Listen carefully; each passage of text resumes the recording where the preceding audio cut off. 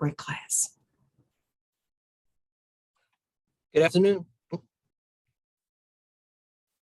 Good afternoon, everyone, and welcome to today's class, which is a Winsor Newton Birds of Paradise wall art. My name is Tim DePack, and I'm from Winsor Newton. I'll be your moderator for today's class. I'm being joined by Mandy Peltier, who will be your artist instructor for the class today. And Mandy will take you through some of her favorite, talking you through about the products and showing you how to perform some of her favorite watercolor painting techniques, all while creating these bright colors to create the bird's paradise using the Winsor Newton Cotman watercolor sketcher box set. She'll also give you a sneak peek of our next upcoming class, which is palm trees, which will be done on July 12th at 1 p.m. Central Time. There is a sketch outline for this class, and we will put it in the link on the side in the chat box for you, those of you who have not got that yet. And also, upon completion of this class, you'll be sent the survey in the email. Please let us know what you thought about the class, how we did, and if there's any particular topics you'd like to see Mandy perform in the future. The class replay will be in 24 hours on Michaels.com and Michaels' YouTube channel. Please feel free to follow along and paint with Mandy or sit back and relax and enjoy the class. And with that, I'd like to pass it over to Mandy. Thank you, Tim. And just want to say a quick hi to everyone before I switch to my other camera.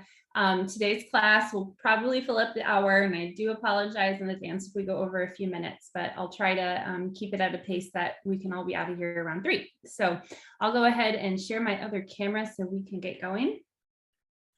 And I always start with an overhead view of the supplies so you can just check off the boxes, make sure you didn't forget something. I have a glass of water, the Sketchers Pocket set. I have a larger palette today. I tried so hard to limit the colors to fit into the smaller palette I normally use, but we're going to go 1 over from the smaller palette and mix 9 colors today. And this project uses a number 4. I think that's the brush number I use the most often is a number 4, and we're using that again today. And I have a graphite pencil and eraser just for sketching the outline, paper towels for blotting, or you can use a kitchen towel if you want. And then I'm using the Winsor Newton Professional Cold Press 140-pound watercolor paper. That is the longest title for something ever. And here is the finished project that you will learn how to paint today, these bird of paradise stems. So with that, let's get started. And we'll start by sketching the outline. So I'm going to shuffle a few things around so these other things aren't in my way while we sketch the outline.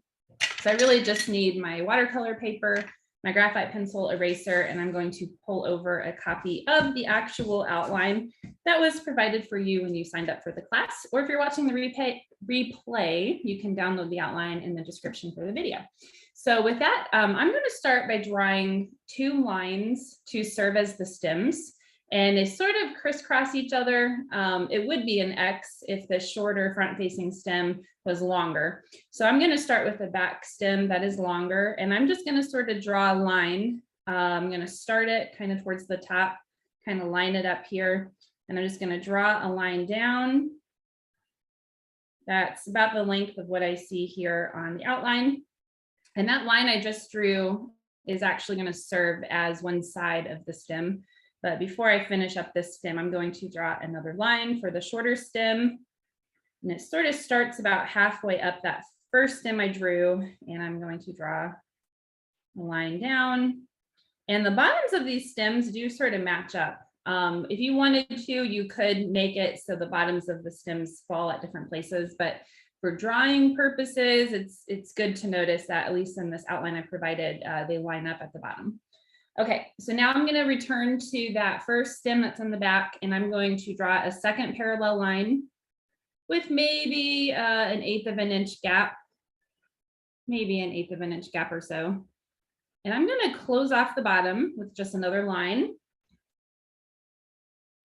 And then if you notice on the outline, both of these branches sort of have an angled line, and they kind of meet at a point. So I'm going to do that. I'm going to sort of draw an angled line for the top and erase what's hanging over. And then I'm going to repeat for the other stem that's front facing. I'm going to draw a second parallel line. It's about an 1/8 of an inch separation. Draw a line along the bottom and angle the top. And now this particular stem is front facing, so I am going to erase what I can see from the back stem so that it's not confusing when we go to paint it. So we have our stems. And I'll go ahead and draw the leaves on the stems. This first one is just sort of a leaf shape that connects to that front facing stem. And kind of meets at a point and then comes down. And then I'm just going to draw a second little shape that sort of connects off of this main one I drew to sort of make it look like the leaf is folded over, and that'll be a lighter value than the rest. And then the leaf is sort of peeking through the back stem. You can kind of see it folded over and under. So I'm just going to sort of draw a little squiggly line on the right of the stem, and then maybe a longer one on the left side, just to make it look like you can sort of see some of the leaf tucked behind the stem. And then we'll go ahead and focus on the flowers, the bird of paradise flowers. So I'm going to start, I want to point out something. It's sort of an upside down teardrop shape on the front facing stem. I want to go ahead and draw that on. So I'm going to sort of start at the angled line I drew and then curve it up and bring it back down. So it's sort of an upside down teardrop shape. And then if you have any of that back stem showing through, you can erase that so it doesn't confuse you. And then I'm going to go ahead and draw the two flowers. And I think these flowers sort of look like chili peppers. So they're sort of wider at the bottom and then meet at a point. So I'm going to sort of keep that shape in mind. And I'm going to start at this little upside down teardrop shape I drew, and then sort of pull it out, bring it to a point, and then kind of draw the bottom side of the chili pepper. And then I'm going to do the same thing up here. Now up here, I don't have an upside down teardrop shape. It just sort of goes right into the bird of paradise flower. But again, it's another sort of chili pepper shape that just goes the opposite direction. It points to the right versus the left if you're looking at the artwork. And then we'll be ready for the petals. So I'm going to start with the petals, and there's also little purple shaped petals with this particular piece. I'm going to get my original out here. So there's some purple petals and then there's some orange petals. So I'll go ahead and start with the two purple petals that are separate from the orange petals, but I'll probably save this third purple petal that sort of overlaps the orange petals for last. So I'll go ahead and draw this far right sort of purple petal, and I'm just going to follow what I have on my outline here as sort of a guide. I'm just going to sort of copy it. What I see, and it's real thin, it's not real thick here, and you can just connect it right down to the bird of paradise flower. And I'm going to do the same thing on the left bird of paradise. I'm giving directions looking down at the artwork. I guess technically it's the right side, but looking down it's the left. And then I'm going to draw this other little shape as I see it on the outline.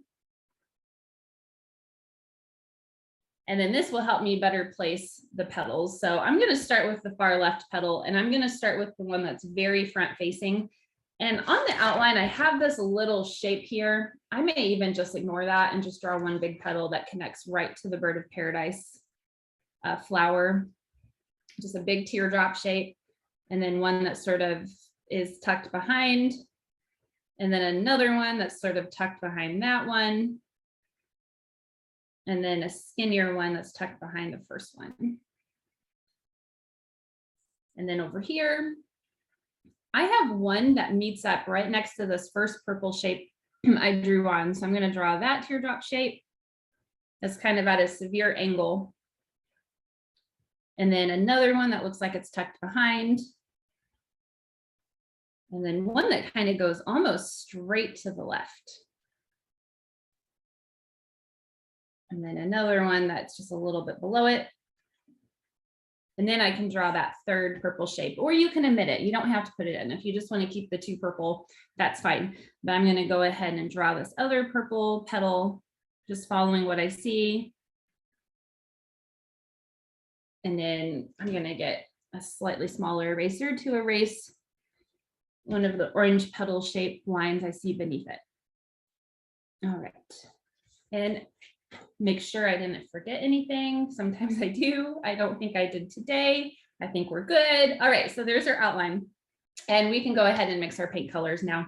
And I do want to say, if I move too fast for some of you today, especially if this is your first class with me, might I recommend that you just paint one of the bird of paradise stems with me, because it's almost a repeat on each bird of paradise stem. What we're going to do to one is what we'll do to the other. For the most part. I mean, that's true for the flowers. I guess the stems vary just a touch, but It might help you keep pace with me a little better if you just try to do one versus both. And that's only if I move a little too fast for you. But you can also just watch today. And then when this class is loaded to the Michael Store YouTube channel, you can rewatch it and pause as needed to help you keep up. All right, so I'm going to set these aside and bring down my Sketchers pocket set, my palette, I use an older number 4 brush for mixing my paint colors. That way I don't have to worry about folding the bristles. They're already pretty worn out. So I just keep it and save it for mixing colors. And I'm going to begin like I always do in my classes, and we're going to put 3 scoops of water into all the wells on our palette that we need today. But before we do that, I'll just put my brush in the water and give it a swoosh. And so I said we're mixing 9 colors today. And so I'm going to place 3 scoops of water into 9 wells on my palette. And what I mean by a scoop is I'm literally just going to scoop my brush out of the water, hang it sort of upside down over one of the wells, shake my brush up and down to release the water that's in the bristles, and that's 1 scoop. So I'll repeat that 2 more times for the first well, and then I'll do that 3 times into 8 more wells for a total of 3 scoops into 9 wells on my palette. And I really like mixing my colors in this way because it can help us all hopefully better duplicate what paint colors we'll be mixing. It should help you get the right paint to water ratio, and it just makes it more, I want to say duplicable, but I don't know if that's a word. I like to make up words. You'll be better able to duplicate it at home. All right, so I'm almost done with my 3 scoops of water into the 9 wells on my palette. Like I said, we were so close to being able to use a smaller palette today, but I just couldn't quite get there. So, all right, so we're going to mix a few specialty colors. We'll be mixing a few colors in the palette together, and then there'll be a few colors that are just straight from the palette.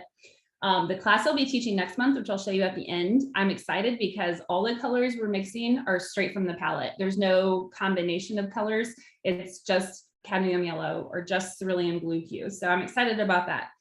Some of you may feel like you get a bit of a break. So, all right, so the first color we're going to mix today is pink. And alizarin crimson is the closest we have to pink in our set, but it is definitely more of a red. So I am going to start, the pink is going to be a base of red, but I'm going to push it more towards a raspberry tone by adding just a touch of cerulean blue to it. But we'll start by doing 5 passes of alizarin crimson into the first well on my palette. And what I mean by pass is I'm going to take my wet brush, I'm going to really run it into that alizarin crimson half pan for a second, stir it into the first well with 3 scoops of water, wipe my brush on the edge of that well, just on each side, and that's 1 pass. And you can sort of speed it up just a little and repeat that process 4 more times for a total of 5 passes. And we want really bright saturated colors today, because I think that's what's really appealing about this bird of paradise is that they're really bright and vibrant. So really dig your brush in there. We want really saturated colors, and it helps to use an old one so you don't have to feel bad about being so rough with your brushes. And then after you have 5 passes of alizarin crimson, you can quickly swish your brush in the water, blot it on your paper towel, and then I'll just do 1 pass of cerulean blue hue, which is top row far right. Just 1 pass of that. You may even need 1.5 passes. I think I'm going to need a half a pass more. And this will push it just a little bit into the raspberry family or red violet family, which will just give us a brighter looking pink than what alizarin crimson could alone. And you can make a little bit of adjustments. We definitely want this to be more on the red side than the purple side. Okay, you can see mine, it's just raspberry looking. And that's our first color. In our second color, we're actually going to use the same 2 colors we just used, just a different ratio. So we're now going to mix alizarin crimson and cerulean blue hue equally. We're going to do 3 passes of both. And when you mix red and blue equally, you're going to get the secondary color of violet. So we're going to mix violet by mixing red and blue equally to get violet. So I'm going to do 3 passes of alizarin crimson.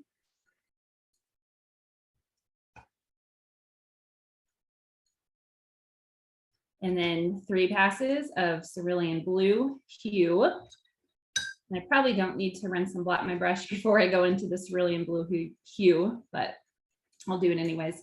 So at first you'll get a color that looks similar to what we just mixed. And then as you keep adding cerulean blue, you'll notice it will become more mulberry looking, and then it will become violet looking. And if yours still looks a little on the mulberry side, you can add a little bit more blue. I actually need to do that today, so I can get something that looks more red violet. Let's see if I can put that on my brush. You can see what I mean by red violet, or violet rather. If you have red violet, just add a little bit more blue to push it more towards the violet family. All right, so that's equal passes, alizarin crimson and cerulean blue hue. Or if you need to make adjustments, you can add a little bit more blue or a little bit more red to make it look violet. And now we will mix blue violet. So blue violet, so we have red and blue equally give us violet, but if we mix more blue than red, we get blue violet. Just like our first color, we mix a lot more red than blue, which gave us red violet. Okay, so we're going to mix blue violet now, but we're going to use a different blue this time. So we just used cerulean blue hue for our first two colors, but I now want to switch over to the other blue in our set, ultramarine blue. It's a little bit darker, and I'm going to use that with the alizarin crimson. But because I want this to be much more blue than red, I'm going to start by doing 5 passes of ultramarine blue, and then I'm just going to add a pass or maybe 2 passes of alizarin crimson to it, so that we have a color that's much more on the blue side than on the red side. So I'm going to start by doing 5 passes of ultramarine blue. I think ultramarine blue, that's a tongue twister, is what you think of when you think of blue. It's just like a true blue color. Whereas cerulean blue is a bit lighter. It's more of what you think of when you think of the sky or maybe ocean water. All right, so there's my 5 passes of ultramarine blue. And then I'm just going to add 1 pass of alizarin crimson to it. And I'm going to see where we're at. And I can tell my water or my paint is just a little bit still on the watery side. So I'm just going to add a little bit more red and a little bit more blue just to make it a little bit thicker. But this is much more on the blue violet side. So much more blue than red. All right. So there's our first 3 colors that use the same, we use red and blue, just different ratios. We have one that's equal, we have one that's a lot more red than blue, and we have one that's a lot more blue than red. I'll take it easy on us for just a second here. The next color we're going to mix is just sap green. So sap green is my pan, half pan that needs replaced. It's the lighter of the 2 greens on your set on the bottom row. And we're just going to do 6 passes of sap green. But I use my half pans as long as I can. So I just kind of pull from the edges and the sides when the center is sort of kaput. But this one I'll need to replace fairly soon. This one I use a lot. I mean, I think I use all these colors pretty equally, but some I use religiously, like every project. Although this is one of my first classes that we haven't mixed black. So kudos to us today for not having to mix black. All right, so I'm going to call this more of a light green, just so it's easier to differentiate, because the next color we're going to mix is a dark green. And really, it's not a dark green, it's just a true green. And we're going to mix it by doing equal parts of sap green and Viridian Hue. So those are the 2 greens in our set. And you might think it's weird we're mixing a green by mixing 2 greens, but let me explain why. So sap green is much more of a yellow green. There's a lot more yellow in it than blue. Viridian Hue, on the other hand, is closer to a blue green. There's a lot more blue in it than there is yellow. So guess what happens when we mix these 2 greens together? It sort of equalizes the amount of blue and the amount of yellow, and we just get a true green color, like a clover green or a grass green. And you could get here too by just mixing yellow and blue together, but we'll just mix the 2 greens together in equal parts. But the reason why it just gives us a true green is the heavy blue on the Viridian Hue and the heavy yellow on the sap green just sort of neutralize and balance and become equal, and we just get a true green. So I'm going to do 3 passes of both, 3 passes of sap green, and then 3 passes of Viridian Hue. And you'll see what I mean here in a second, how they kind of balance each other out and give us a really normal looking green color, a standard looking green. Mandy, can you show that on the swatch on the side once you get that done? Oh, so I can really see sure. that paper? Perfect. Yeah, absolutely. Let me just I ended up doing 4 passes of each just to get the paint thickness good. But you see how that just looks like a true green, just like an Irish green or a grass green, just a true green color.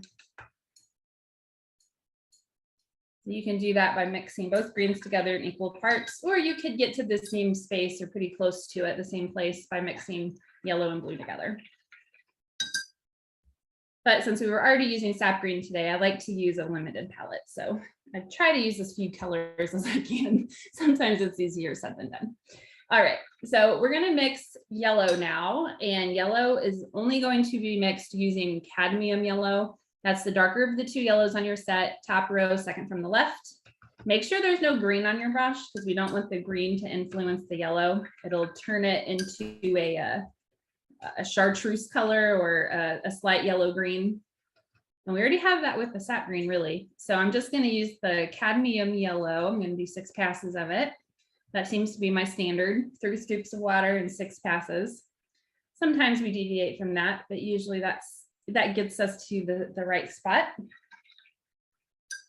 So yellow is just 6 passes of cadmium yellow. And we have 3 colors to go.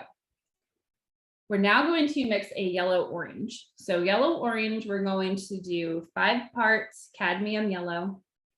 And then we'll just add 1 part cadmium red pale hue, which is the orange.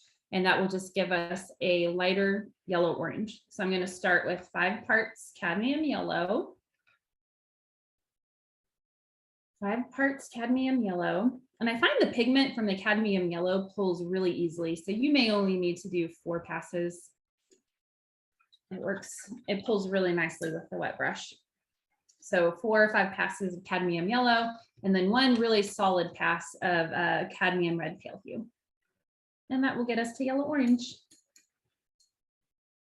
And it's a lighter yellow orange. If you want a darker yellow orange, you can add a little bit more cadmium red pale hue, but we're going to mix a red orange next. So we do want there to be distinct value differences between the yellow orange, and the red orange, which is why I just did 1 pass of cadmium red pale hue. So the next color, I kind of hinted at it, it's going to be red orange. It's the exact same color we mixed for my class 2 weeks ago for the bicycle. The bicycle frame was red orange. We're mixing the exact same color. So it's going to be equal parts cadmium red pale hue, which is the orange color we just used, and alizarin crimson. So just 3 passes of each to give us a red orange.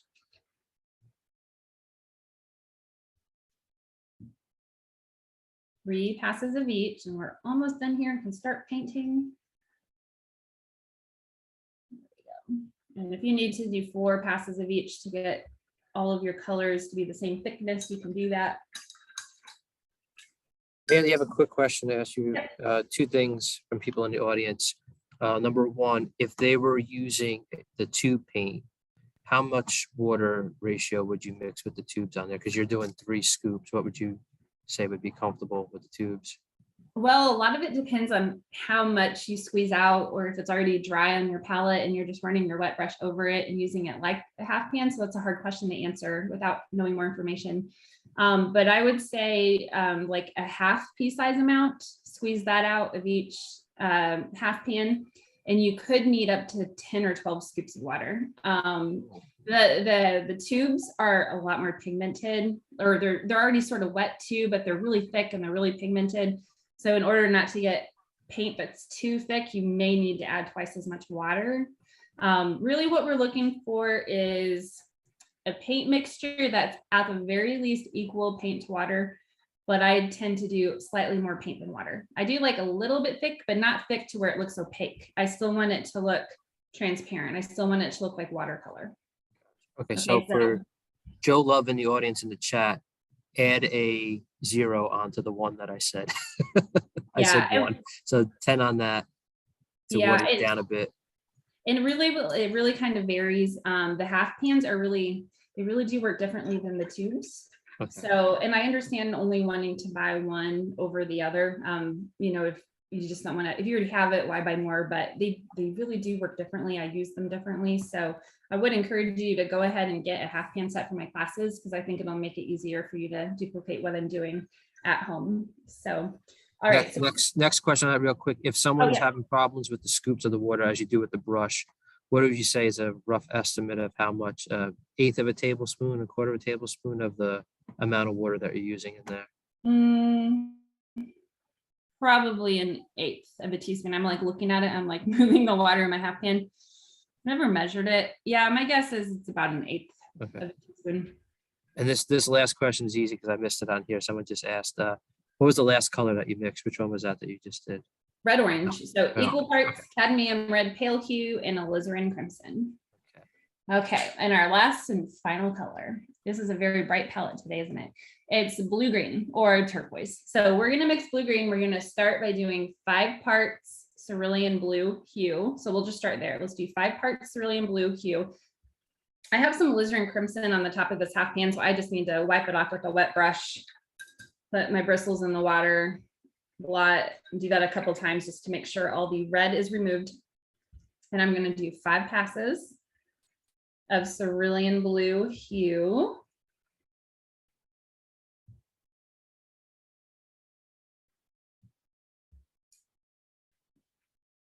And then to make it blue-green, we are going to add 1 pass of Viridian Hue. So Viridian Hue is the darker of the 2 grains, bottom row far left. I'm going to do a pass of that and stir it in. And it gives us such a pretty turquoise color, blue-green color. It does not pick up on the camera the right hue. So look for like robin's egg blue, like a turquoise color. And we're not going to be adding blue to our, or not blue, we're not gonna be adding white to our turquoise today. And most of my classes, we add white, but we're not using white today. So we're just gonna use the normal pure turquoise hue, the blue-green. All right, so those are our 9 colors. And with that, we can get started on painting. So let me move a few things aside so I can have what I need to do that. And I'm gonna switch my mixing brush with my nicer brush, and I'm going to get that wet because I haven't used it yet today. So I'm going to swish those bristles in the water. Okay, so let me talk through how we're going to start so that you can keep up with me a little bit better when we actually start painting. So we're going to start with the Bird of Paradise flower, the part that looks like a chili pepper. And I'm going to show you what we're going to do on the left one. And then we're going to do the same on the right side. It's just going to be flipped in the other direction because it's pointed to the right versus to the left. So to start, I'm going to use cadmium yellow. Just using the width of my brush, I'm going to apply cadmium yellow to the very top edging of the Bird of Paradise flower, only to the top third, top left third. So from the point about a third of the way over, just cadmium yellow. Excuse me. And then I'll quickly rinse my brush, blot it, and I'll use our pink color and I'll apply that to the rest of the top edge. And I'll allow the yellow and the pink to just sort of organically bleed into each other. And it will create sort of an orange salmon color where they sort of mix. So it'll be yellow to about the top left third, pink to everything else. Then what we'll do is, I do this in a lot of my classes with the pink still on the brush. I'll just place my brush in the water for a split second, wipe it a few times on the edge of my water glass, and then I'll just apply a line of diluted pink just underneath where we applied the solid line of pink. So it'll go down as a more diluted version of pink. And we'll just allow that solid line to softly bleed into the diluted version. So I think that's good information to get us started, just so you can kind of anticipate what's coming next. So I'm going to start by putting yellow on my brush. And I had said we'll apply that to the top 1/3, starting at the point, and then just sort of moving it over about a third away along the top edge. And then I'll quickly rinse and blot. And then I'll take some pink. And I'm going to apply that to the rest of the top edging. Basically to that upside down teardrop shape. And then brush in water for the split second.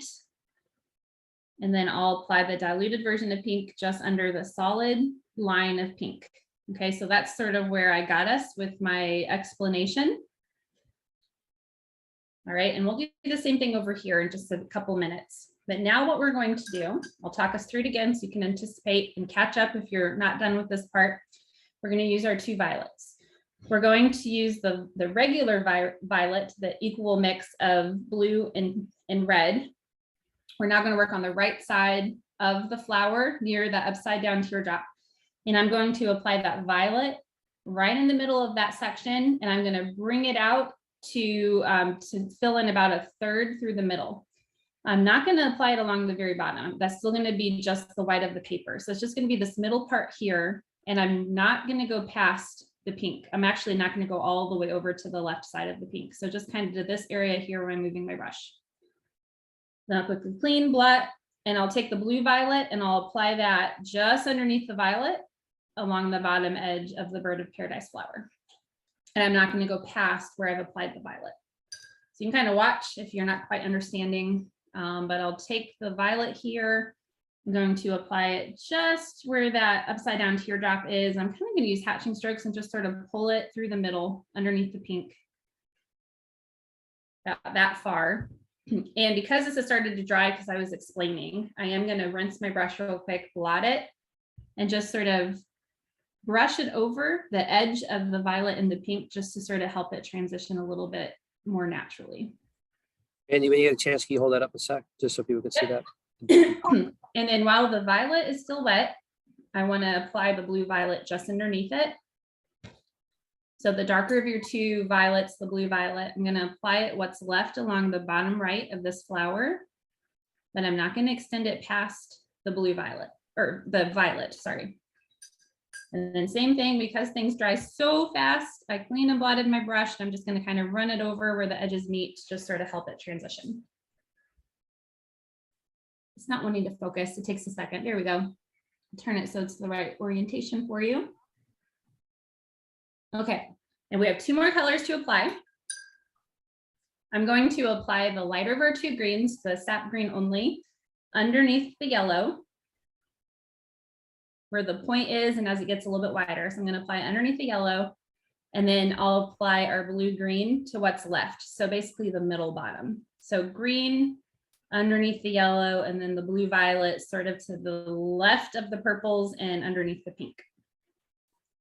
So I'll start with the sap green. I'll apply that just underneath the yellow, like so. Quickly clean and blot. And then the blue green or turquoise to what's left. And ideally you'd be doing this, you know, one after the other, and there wouldn't be a pause like there is today. But you can always clean your brush like I just did and blot it, and then just kind of gently move the colors to help them transition if the paint has already started to dry a little bit on the paper. You can also do a little bit of a lift technique. I like to do this too to kind of create a highlight. And I realize I don't have my finished piece over here. I should do that. To do a lift technique, you can take your brush, you can swish it in the water, blot it a few times, and then just run it where you want to lift paint. And it will lift some of the paint and create a bit of a highlight. So I like to do that just a little bit through the turquoise, and if I need to, through the pink. It just creates a little bit of a highlight, but you don't have to do the lift technique. And then let's just do a little bit of cleanup work here before we do the same thing to the other bird of paradise. I'm just going to take a little bit more pink, and I'm going to run that along the upper edging again, where I initially applied the pink. And then if it goes on a little harsh, you can always swish your brush, blot it, and then just sort of smooth the bottom edging.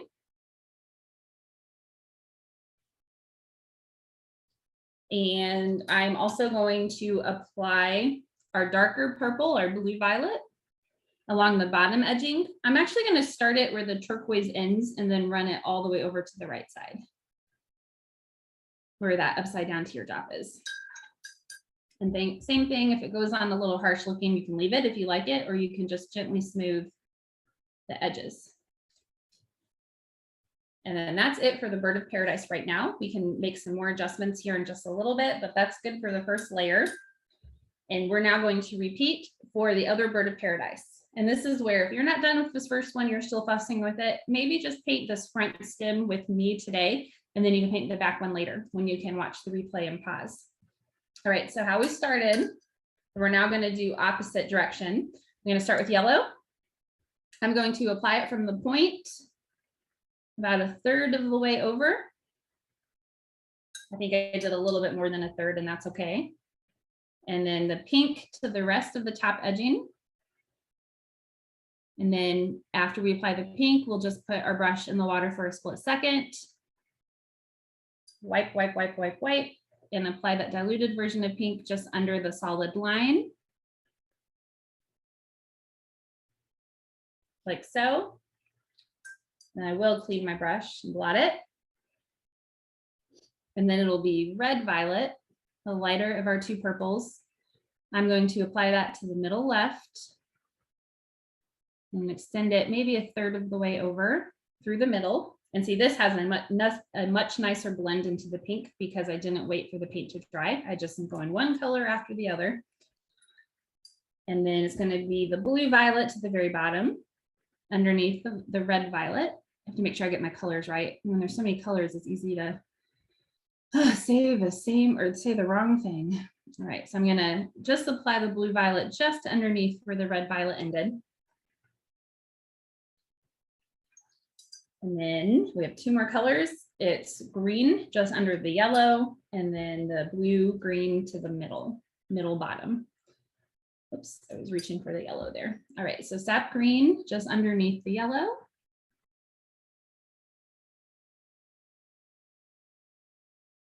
And then quickly swoosh and blot. And then blue green to what's left.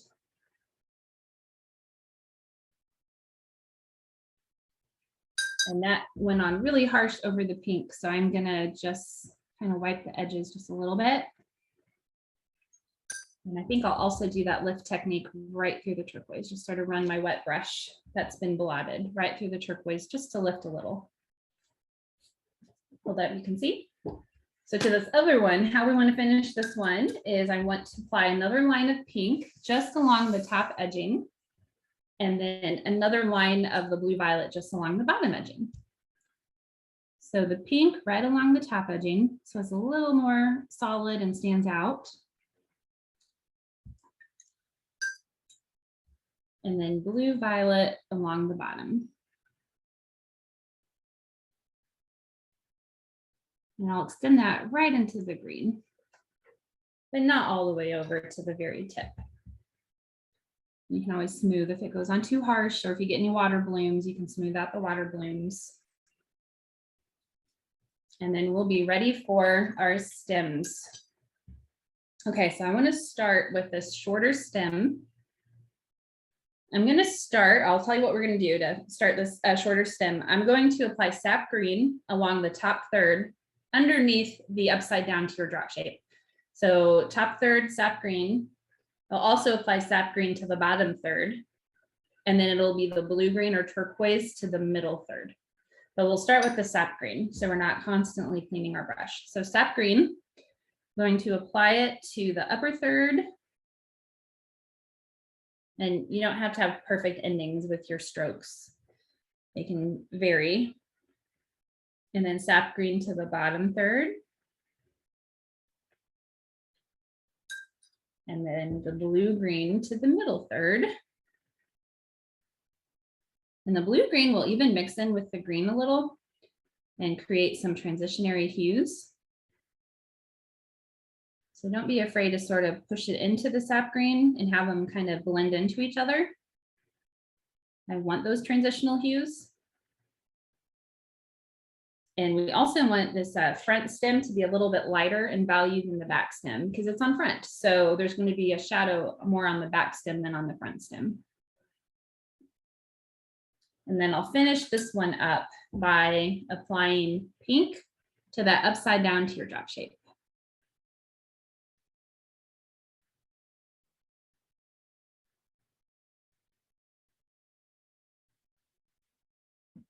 All right. And then let's go ahead and apply color to the leaf as well that extends off of this particular branch.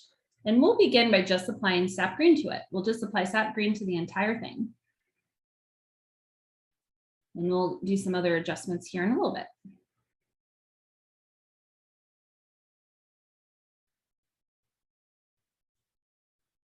There we go.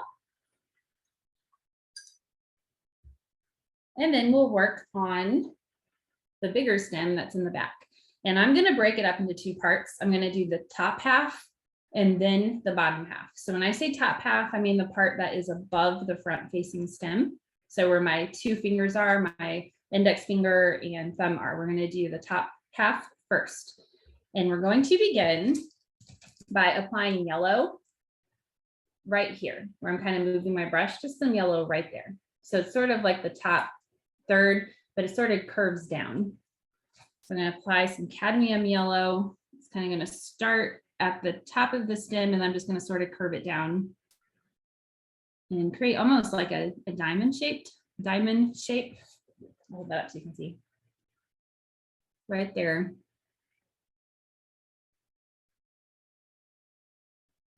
And then just to give that yellow a second to set into the paper, I'm going to paint along the bottom of the stem and work my way up to the yellow. And let's apply the true green color, the darker green color, just to the bottom third of this section. And then it'll be sap green to the rest. So bottom third, let's just do that true green or darker green color. Just above that pink upside down teardrop, and maybe it's approximate when I say a third. Okay, and then sap green to what is left.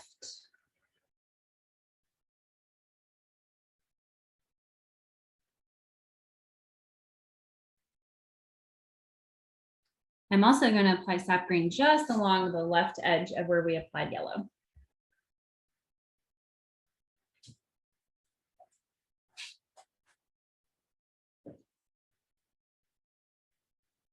Okay. It looks kind of colorful right now, doesn't it? It doesn't look quite like we have the detail yet, but we're going to get there here in just a second. All right, so the bottom half of the back stem to the entire left half. So just basically the width of your brush, just the left side of that section, we'll apply the true green color. And we can start there. After you apply the true green or the darker green color along the left half of this bottom part of this stem, do not rinse your brush. We want the green on the brush to influence the next color we're going to dip our brush into. Okay, so I am going to take this darker green or this true green color. I'm going to apply it along the left edge or left half of the bottom half of that stem. It's going to go all the way up to where it touches that front branch.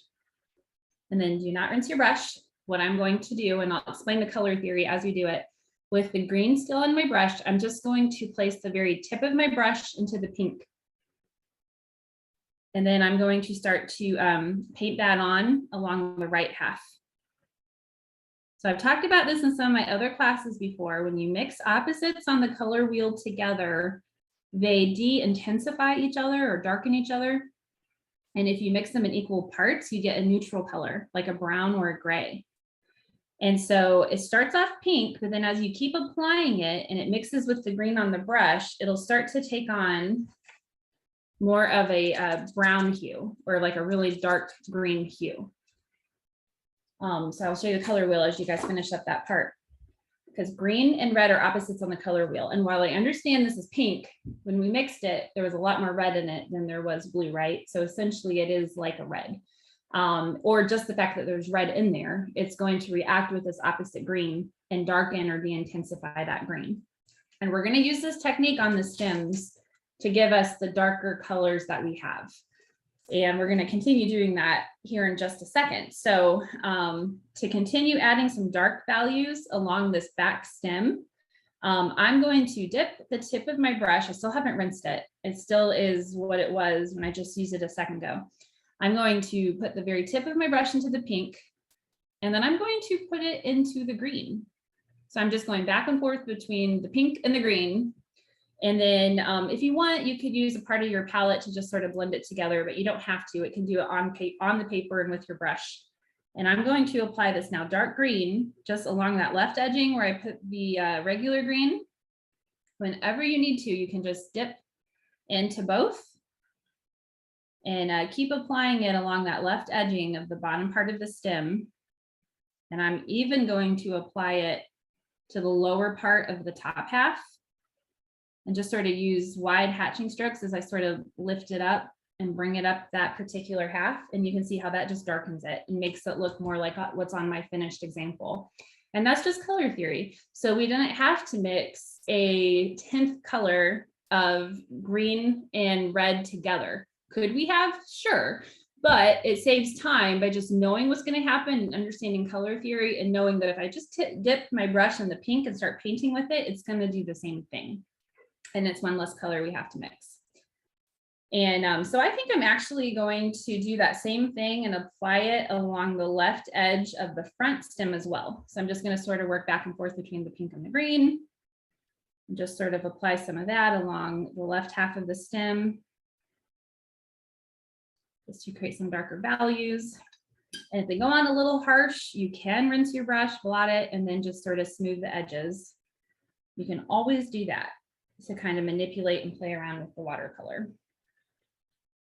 Okay. And we're going to do the same technique to the right side of this right leaf as well. So I'm not going to apply anything to that little flap where we're going to make it look like part of the leaf is folded over. We'll just leave that the sap green. But to what's left, I'm going to once again play around with the green and the pink. And I'm going to apply that. If it goes on too pink, just put a little bit more green on your brush. And they'll mix as you sort of move it around. And I'm going to sort of apply some of that onto that leaf. And then I'm going to do it again and apply it just next to the fold, so it's darker along the fold. You can also dip your brush into the turquoise too, because the turquoise is a blue-green, right? And so it does work for a leaf color. So you can always just put a little bit of your brush in the blue-green as well, if you just want to add a little bit more of a fun color. And you can just experiment playing around with those color combos, just not rinsing your brush as much, but just moving it in between the green and the pink, sometimes the blue-green, and it'll just be fun to sort of explore and play and see the different hues you get. But we do need to move on to the petals. But before we do that, let's just apply sap green to the other leaf that's on our piece, the one that's sort of tucked behind the back stem. So just like with that first leaf, I'm just going to start by applying only sap green to it. And then after that dries, we may do a little bit of that darker green to sort of make it look a little more dynamic and not just a flat sap green color. Okay, but now let's move on to our petals. I'm going to start with the purple petals. And for the purple petals, talk about alliteration, purple petals. I'm just going to apply the blue violet. I'm just going to cover each one with a little bit of the blue violet, just one layer. I don't need a lot of paint on my brush because these are pretty thin areas and I don't want a pool of wet paint sitting on my paper. So wipe your brush on the edge of that well to release excess paint, and then just put the very tip of your brush into the blue violet if you need to add more to your brush. And I'm going to apply that to every single one, every single blue petal. They may not be called petals. I looked up anatomy of a bird of paradise and I didn't really find anything that was too helpful. So we're just going to go with petals. But Tim can look it up. He was good with the bike last week. He helped us out, or 2 weeks ago.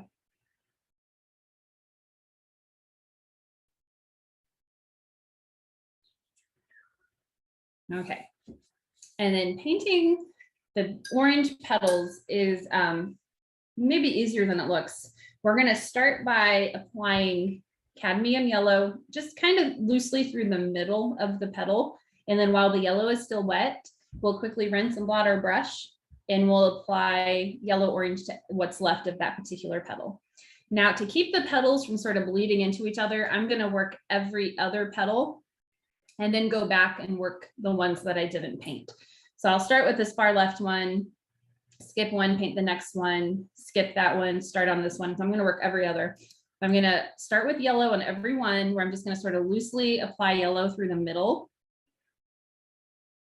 Quickly rinse, blot, and then yellow orange to what remains. And that yellow and orange will sort of bleed into each other. But what's going to happen is you'll have more yellow in the middle and then yellow orange along the edges, and it will just create some nice variation of value. So I'm going to skip one, yellow through the middle of the third one here, just real loose. And I think I then found the name of those. what is the name? Teeples. Teeples. The teeples. Okay. Teeples. So that's those little flower pieces there. Thank you. You had better luck with your internet search than I did.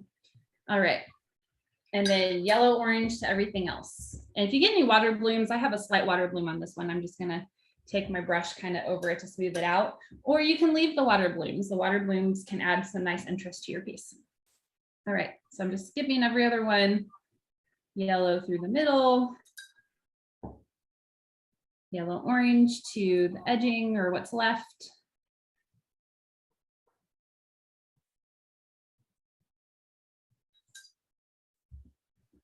And when you get to the one that overlaps the purple, just be careful around the purple. Yellow and purple are opposites. So if you apply a little bit of yellow onto the purple, it's really not a big deal. It's just going to darken the purple a little bit. But still just, be careful. Just use the edging of your brush as you sort of work around the purple.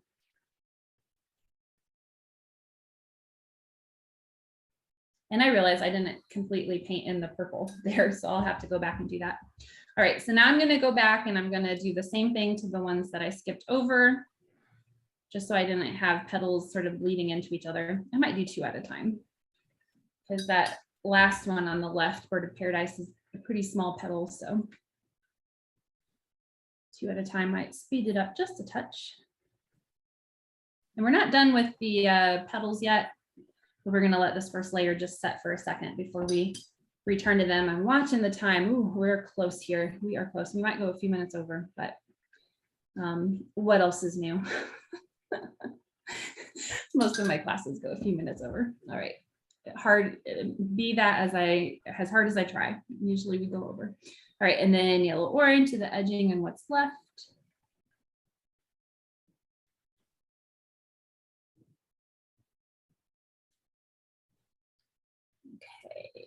And I probably won't do the purple, what I missed today, just because I don't want anything bleeding into each other. Let's make some final adjustments to our Bird of Paradise flowers, the part that looks like little chili peppers. I'm just going to add a little bit more pink, a little bit more yellow, and a little bit more of the purples. So I'm going to start by just same way I started the first time, where I'm going to apply yellow over the yellow I already applied. And that's just to make it stand out more. And I think I'm just going to work both at the same time. I'm going to apply yellow to both, where I applied yellow the first time. I'm just going to apply a little bit more pink along the top edge of the pink on both Bird of Paradise flowers, a little more pink to the top edge. If it goes on harsh, you can always clean, blot your brush, and then just sort of smooth it down the edging. It's a very important tip with watercolor, is using a slightly damp brush to smooth the edging. And then I'm going to apply that red violet color where I applied it the first time, sort of middle right of the left Bird of Paradise. Just going to kind of use those hatching strokes. I might even just kind of do some wispy textural strokes sort of through the middle. So just kind of apply it towards the side where it kind of meets up with the stem, and then just sort of wispy, kind of lifting my brush as I pull it out, hatching strokes. And then the blue violet, where I applied it the first time as well, sort of the bottom part and edging. And then without too much paint on my brush, just sort of also pull that out with some wispy hatching strokes that I sort of lift my brush as I pull it out. It takes some practice. But I want the blue violet to mostly be along the far end of the Bird of Paradise, where it sort of meets up with the stem. And then that really gives a finished look to your Birds of Paradise. The flowers themselves, you could also do a little more lifting if you wanted, or smoothing. You could endlessly make adjustments, but that looks much closer to my finished one now that we just added a few more pops of color. Okay, now I think we can return to the petals. So the petals now, we are going to apply the red orange. And if you look at mine, I'll try to hold this up as I do it. Maybe I can do that so you can better see what the finished one looks like and what I'm doing over here. Wherever you see these darker details, so it's sort of along the edge of the petals and a little bit through the middle, I'm just going to apply some textural elements. So I'm just going to sort of apply the red orange along one edge, maybe along the other edge, maybe right through the middle. If it goes on harsh, you can do that little trick, replace your brush in the water, blot it, and then just kind of smooth the edges so it goes on a little bit softer. We don't want to fully cover the yellow and the yellow orange we just applied. We want it to be add some value to the petals without actually fully covering what we already applied. So I'll talk you through it again. So I'm just going to take some red orange, and where I kind of see it on my finished example, I'm just going to apply some strokes with the tip of my brush, mostly along the edging. You can do a couple through the middle. Doesn't really matter where you do it, so you don't have to follow mine exactly. And then I'm placing my brush in the water for a split second, blotting it, and then just sort of smoothing it out so it looks softer. And I'm not working every other petal now. I am just moving from one to the next. And the reason is that I'm not applying this color to the entirety of the petal. So I don't have to worry as much about it bleeding wet into wet from one petal to the next, because again, I'm not applying it to everything, just to part.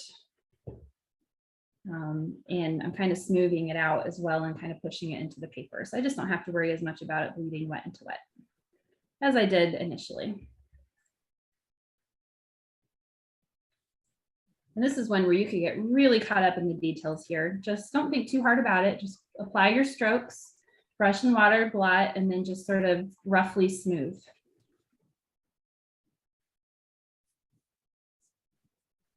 So pure strokes, brush and water, blot, smooth.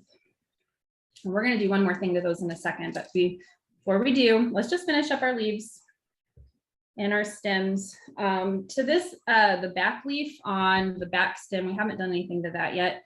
So I'm just going to place my brush in the green, place my brush in the pink. I might place my brush in the green again because I want it to be much more green than pink. And I'm just going to kind of loosely apply it, or mostly cover, but not entirely cover, that leaf that's sort of tucked behind this back stem.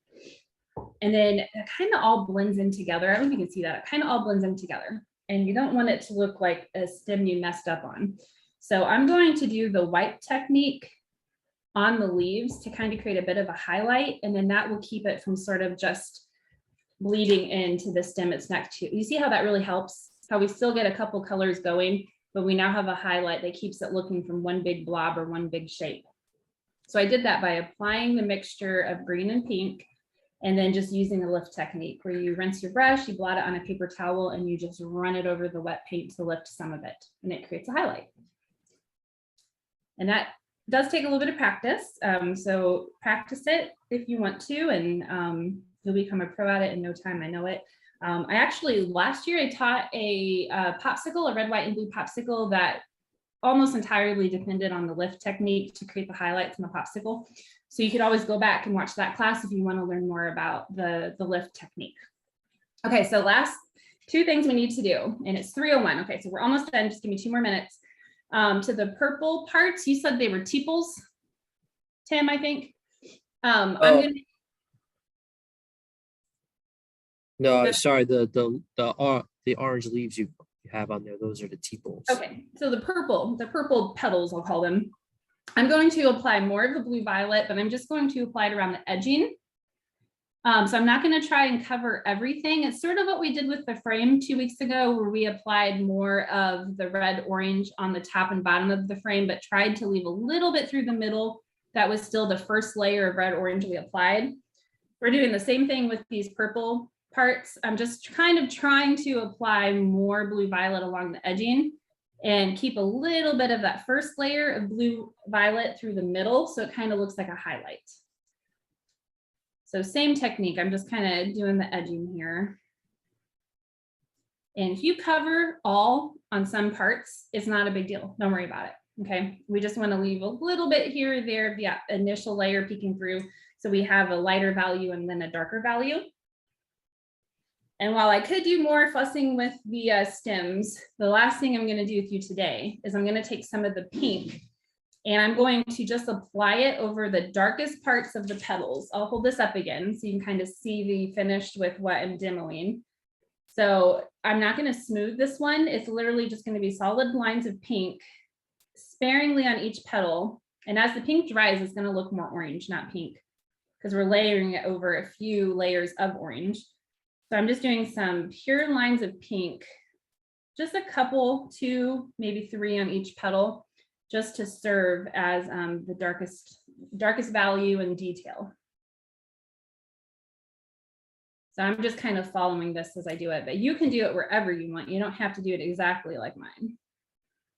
And if you like having a finished picture to look at, to help you kind of follow along with what I'm doing, all of the pictures from all of my classes are on my website. You can always go on my website and download that image, or just keep it open in your web browser to kind of help you follow along a little better. I know it's hard to see over Zoom to get all of the details and the clarity, so you can always pull one of the images from my website and kind of follow that as well if you want to make sure you're on the right track.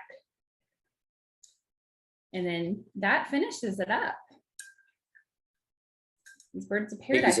Amazing. Those colors are so, it's hard to believe that that's actually a flower that has all those different colors coming off of it. Yes, very colorful palette, this class. And I really think the trick for getting the vibrant colors is to make thicker paint mixtures so that they're really pigmented, really saturated.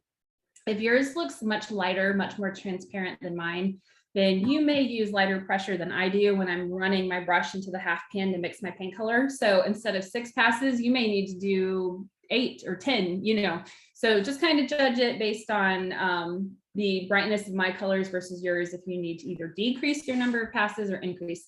I'm heavy-handed, so my guess is that you would have to increase, not decrease.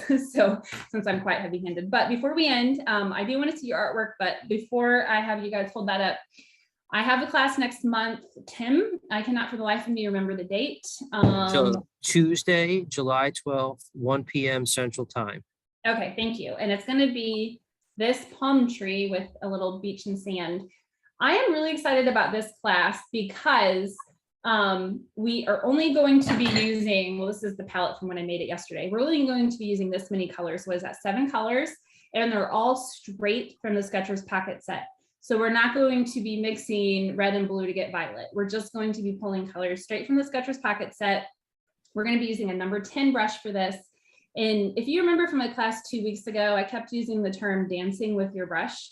Well, this whole project is dancing with your brush. So if you want more practice, just being loose and abstract and dancing with your brush, then this is the class for you. So this will be something we can easily do in an hour. This is really just a fun, loose, more of a therapeutic piece, I think, just because it's so abstract and loose. So hope you'll join me for that. It's not available to sign up for yet, but it will be soon.